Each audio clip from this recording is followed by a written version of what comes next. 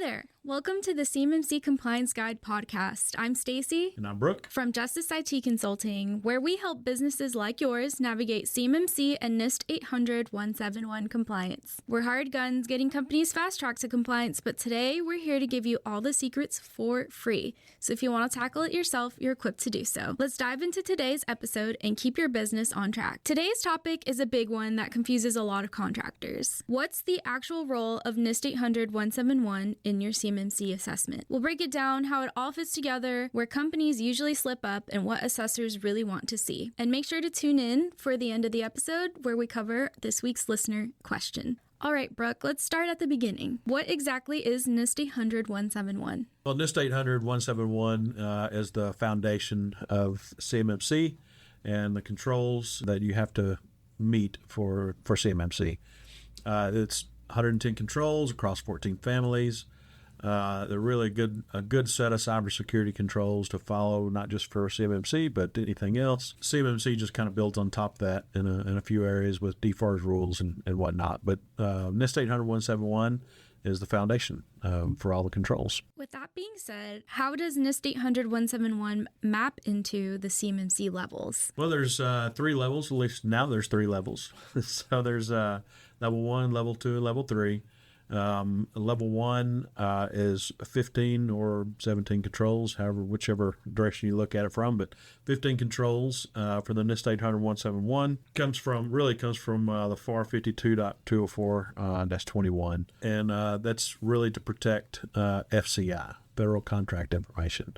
So, for instance, if you have a enclave that we've talked about quite a few times before, if you have a CUI enclave, which is going to be level 2, you don't necessarily have to keep all your FCI in there. It can stay outside of your level 2 network as long as the rest of the network is protected at level 1, for instance. So level 2, it's all of your 110 controls across 14 families. It's also 320 assessment objectives in those controls. And that's what's the basis for probably the largest part of CMMC and what the whole hullabaloo is about. Most everybody, from what they say, most everybody is going to have to meet level 2 and have a level 2 certification assessment.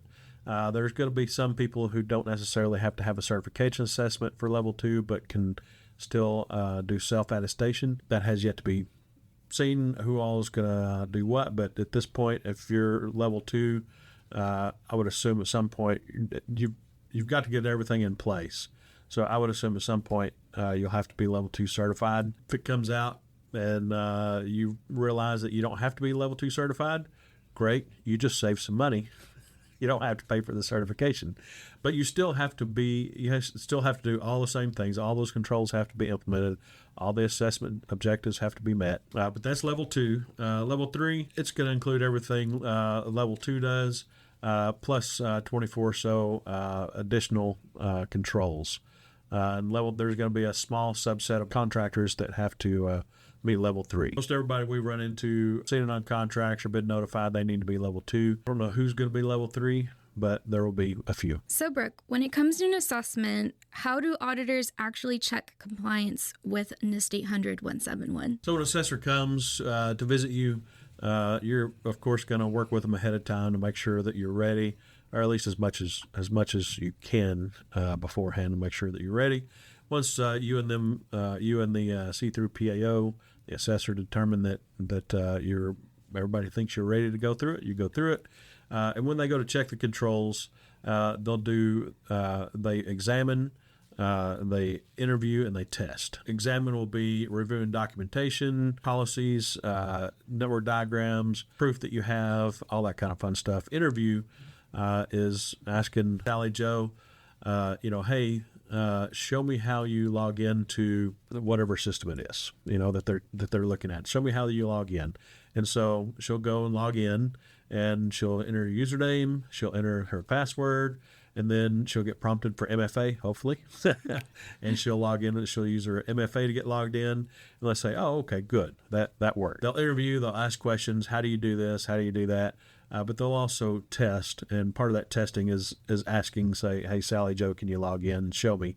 And so it's examine, interview and test. And so when Sally Joe logs in, it shows that she used username, password, and MFA to get logged in. Then that's the test for that control or that assessment objective, whatever you're looking at that point. But that's how they do that. You need to make sure you use an MFA to log in anywhere you access CUI, whether it's to initially log into your computer, to log into the VDI solution maybe that you're using, or whatever it might be to access that CUI that you're using MFA, multi-factor authentication, in case anybody doesn't know. Audit logging, you're going to want to make sure that you're logging all of your sources that are key to the CUI enclave or the CUI boundaries, within the CUI boundaries.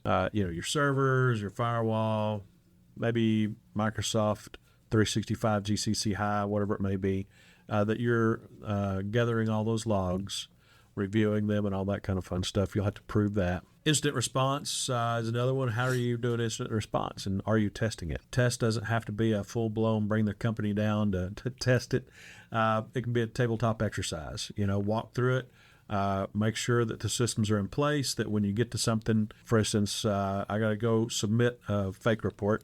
So you go to the website on the computer where you're supposed to submit that report from. If you can't get to that site, well, now your tabletop exercise just exposed a hole, right? Because you can't get to the site to report that incident. So if you can't, then you need to look into why is that medium assurance certificate not working, or is it you're using the right computer, and all that kind of fun stuff. So make sure that's tested. But your system security plan, your SSP, should tell your your overall story about how you're protecting, how you're fulfilling those controls and protecting CUI. So an assessor ought to be able to read that and get a good idea, and then they should be able to delve into your policies and get the detail about how you're fulfilling that control. Plans and procedures are how you're actually doing something, right? So you can put all your detail, I guess, in the SSP, but typically your SSP is kind of high level, describes how you do everything, and your policies will contain a lot more detail. What are the most common mistakes you see contractors make with NIST 800-171? Inadequate scoping. So if you've not scoped your environment properly, if you scoped it too wide, or you scoped it maybe, we would call it too narrow, or you leave something out that you didn't realize was being used for CUI. That's one reason we tell you when you're scoping, you draw that initial data flow diagram and you include people that actually do the work. So when you, as an IT person and the general manager get together, y'all draw this wonderful data flow diagram, and you think, yeah, that covers everything. Well, when you actually involve people that actually do the work, they say, well, yeah, but we also do this and this with it, and it goes into this system and that system, and you're wholly surprised that you didn't get everything in. But you can't know everything. You've got to understand exactly what people are doing with things. Maybe it's a business process that needs to change, or maybe your data flow diagram needs to meet that process, right, or needs to reflect that process. But inadequate scoping, and scoping is built upon that data flow diagram. So this is the number one thing that you might call a mistake, or just an omission, a sin of omission, I guess. So that's number one thing. The other thing we see a lot of is missing or weak documentation. So your policies, I just described how your SSP and your policies, and then your plans and procedures, and what they should look like at a high level. I know I didn't go into detail on each one, but the SSP, again, it's a high level. This is how we're implementing these controls, policies, get into the details, thou shalt nots, and how you're actually fulfilling that, the systems that are involved, and all that kind of fun stuff. So a lot of times there are a lot of other compliance regimes. SOX, I'll reference that one, that you may not necessarily have to have really strict detail about. Well, this one you do have to have that detail. Those assessors, when they come to assess you, they want to be able to understand, and they want to be able to read what you have. And I tell people all the time that they've got to be able to read your SSP, and understand as an outsider what it means and what it's saying. And then they have to be able to read your policies and understand really what you're doing. If it's just some overall, we protect CUI, we don't let it, it's supposed to be in all the correct systems and, that kind of stuff, then they're like, well, what does this mean? So they're all your assessors are going to be technical people, but they may have been out of IT for a year, 2 years, 10 years, 20 years, doing assessment type things. But they are technical people. They understand the technical details. They're an outsider. They're not necessarily in IT or in your business, because again, not all of this is about IT. In fact, most of it's not. But it needs to be written to where an outsider can understand it. So, and glean details out of that. MFA is another one of those things that people kind of miss. MFA, it was clarified, MFA does need to be implemented anywhere that you access MFA across a network or remotely, or any kind of privileged functions, admin type functions. So basically, you have to implement MFA everywhere. So MFA is one of those that people miss consistently. Risk assessments is another one. You've got to assess your risk. You need to assess it, say annually, and it's not just a checkbox that you can go over once and you're done, right? You've got to assess your risk all the time. You also have to assess your security controls to make sure that your security controls are still applicable. We do those, each of those annually, for us and our clients, we do each of those annually. Change management is a big one. Change management is easy to not follow. When you get in the business of doing business every day, if there's a problem, you just need to fix that problem. So change management is a big thing. If you have some changes coming up, they need to be documented. They need to be approved. You need to at least look back on it, if nothing else. You do need to follow your change management policy and procedures. So there's been a lot of news lately surrounding NIST 800-171. Are there any updates people should know about? Yeah, so there is NIST 800-171 Revision 3 out there. The CMMC 32 CFR rule that came out that defined CMMC locked it down to NIST 800-171 Revision 2. So we're hard-coded Revision 2 until they change that, and they'll have to specifically change it. Everybody kind of expects them to change to Revision 3, and everybody really, most people I talk to expect the change to be to keep pace with the current revision of NIST 800-171. Right now, that's Revision 3. I haven't kept up. I don't know if Revision 4 is out there or not, or if they're considering anything. But the idea is to keep pace at some point. But right now, while they're trying to get they're trying to get CMMC implemented, they've hard-coded it to Revision 2. So probably would look for that to change in a couple years, maybe something like that. They want to get this under the belt and going, and the thought is that Revision 3 may come into play. They may change the rule and say it comes into play when your certification comes up for renewal. For instance, you wouldn't necessarily have to do that in the middle and change it. I just got certified 6 months ago. Now there's Revision 3, and they've said we have to be, certified on that. So they expect not to change it in the middle, and most likely just to be on your next certification assessment whenever that comes out. It's not come out yet.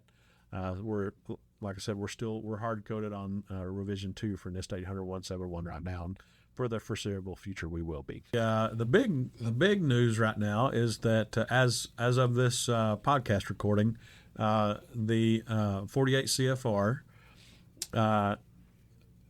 has passed review and been handed back to the DOD. Come out of OIRA, excuse me.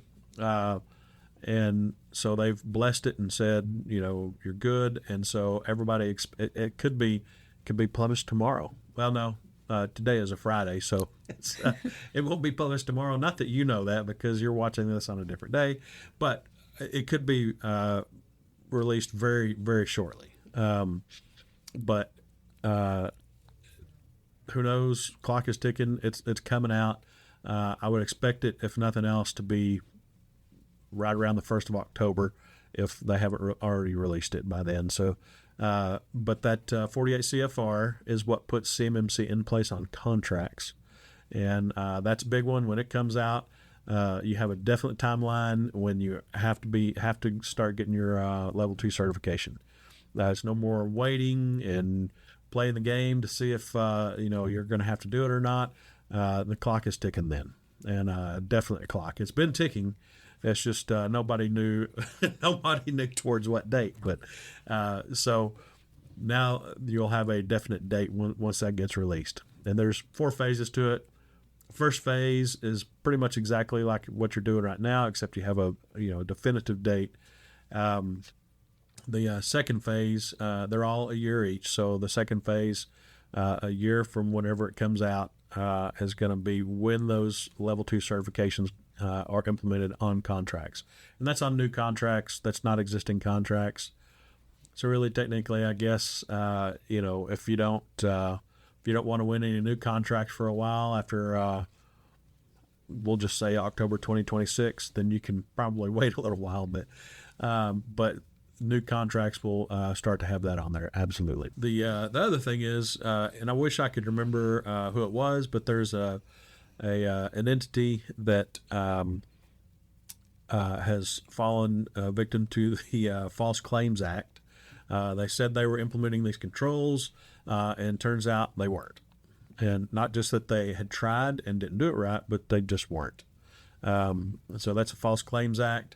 I believe there was some sort of breach, but they self-reported that they didn't have these things covered, and they were given a little bit of leniency, but they still got like $1.7 million fine. So if that's leniency, I guess the leniency would be that the fine wasn't bigger and they didn't get sued or anything. So, but the False Claims Act is a big deal, and they are using that, and the DOJ is going after people on that. So just be aware of that. So Brooke, for the small defense contractors just trying to get ready, what are the practical steps to bridge that gap with NIST 800-171? If you're a small contractor and trying to get ready, it depends on where you're at, but I would say stop where you're at. Look back. Have you drawn that data flow diagram we keep talking about? Where all does first of all, just do an overall data flow diagram that includes CUI and non-CUI, so you can figure it all out. But the data flow diagram that an assessor is going to want to see has to do with CUI. So have you done that CUI data flow diagram as a basis for trying to determine where your system boundaries are, what is in scope for CUI, right?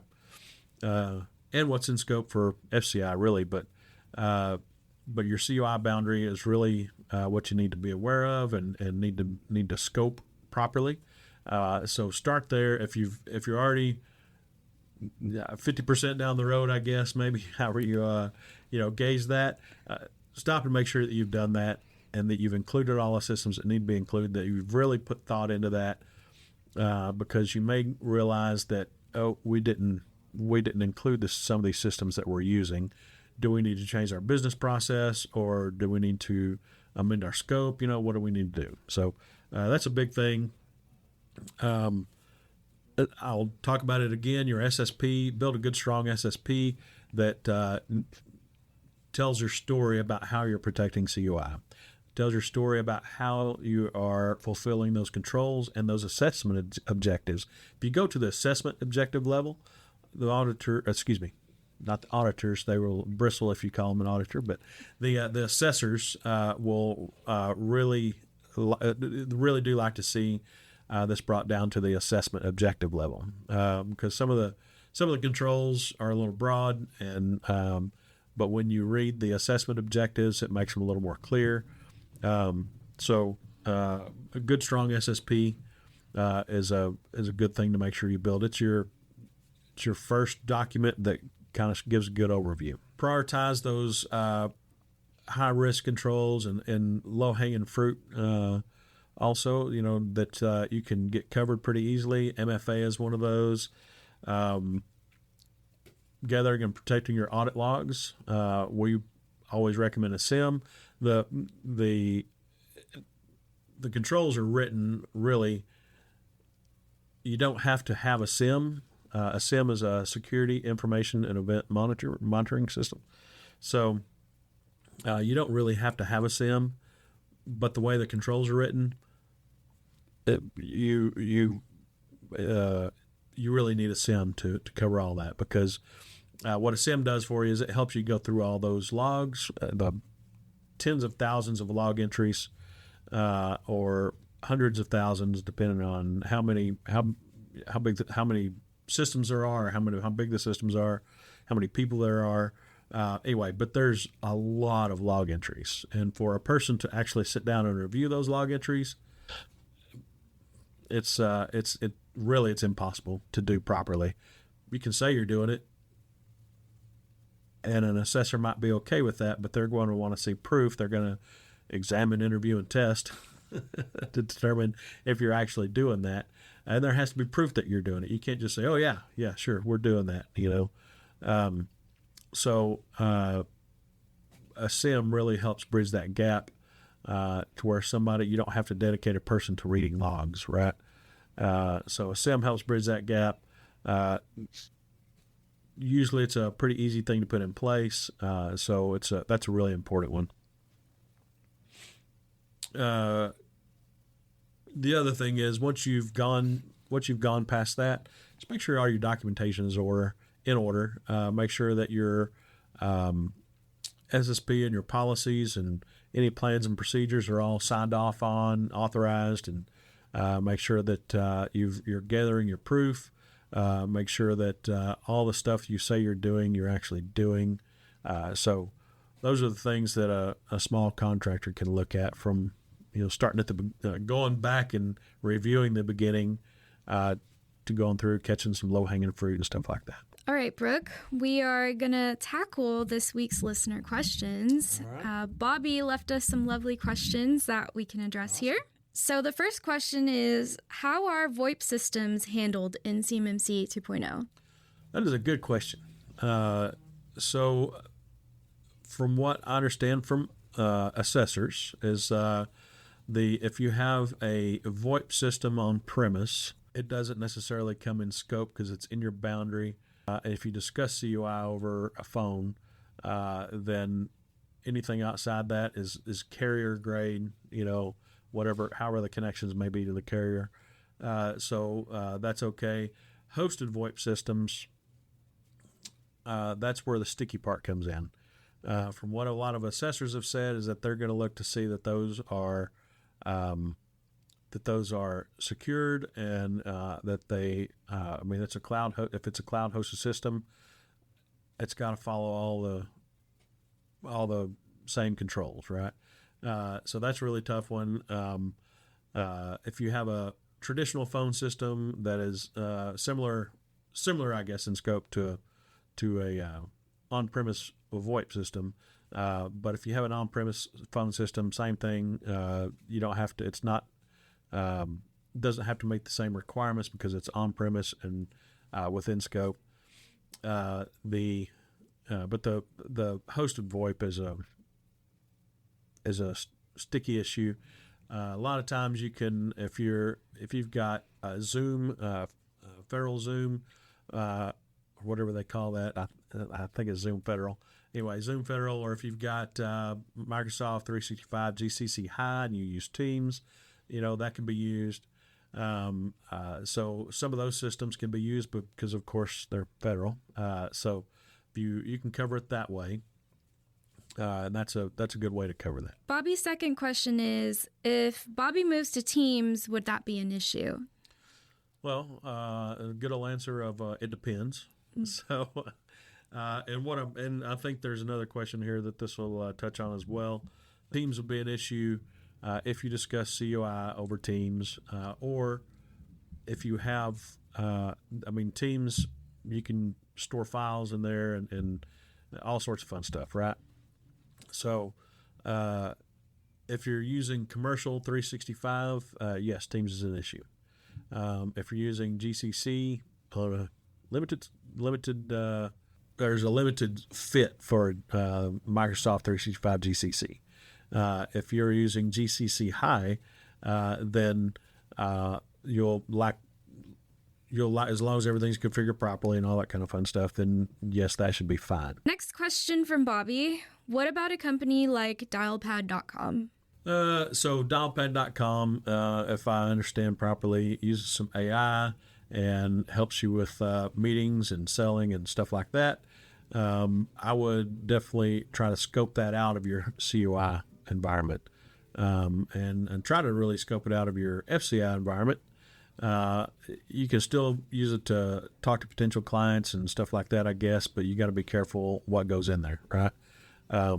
So that's one of those. It's one of those things that's just unfortunate, but because of all the new cool stuff coming out that can help, it can also be a problem. So that's one of those things that you've got to watch. I would personally just scope it out and make sure that everybody knows that you can't discuss any COI over that. Bobby also wanted to know, how will M365, so Microsoft 365, be evaluated in the audit? Well, depends on whether it's scoped in or scoped out. Depends on how you're using it. But assuming it's that it is in scope, then they're going to evaluate however you're using it. So if you tell them that, yes, we send and receive COI through email, and yes, we store COI on the platform, then it's going to be evaluated for all the controls that matter. And that the thing that I'll tell you is that if it's in scope for COI, Microsoft 365 commercial will not work. Microsoft 365 GCC, which is Government Community Cloud, can work in some narrow instances. So if you want to be safe, Microsoft 365 GCC High will work.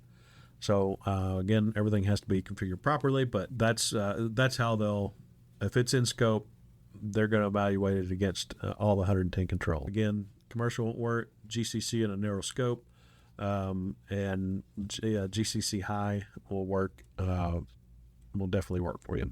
On that same note, Bobby was curious if they need to use Business Premium, or will they have to move to Microsoft 365 E5? Well, you can't use Business Premium or E5 or E anything because those are on the commercial platform.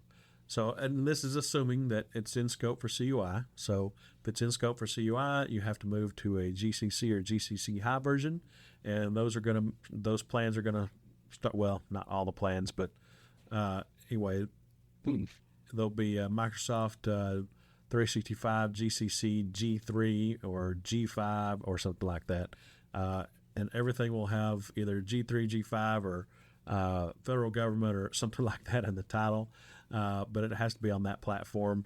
Premium is not on the GCC or GCC High platform, and neither are the E5 and E3. E5 and E3, I believe, roughly equate to the same G series that's on those platforms. Thank you, Brooke, for answering those listener questions. If you have any questions about what we covered, reach out to us. We're here to help fast track your compliance journey. Text, email, or call in your questions, and we'll answer them for free here on the podcast. You can find our contact information at CMMCComplianceguide.com. Stay tuned for our next episode. Until then, stay compliant, stay secure, and make sure to subscribe.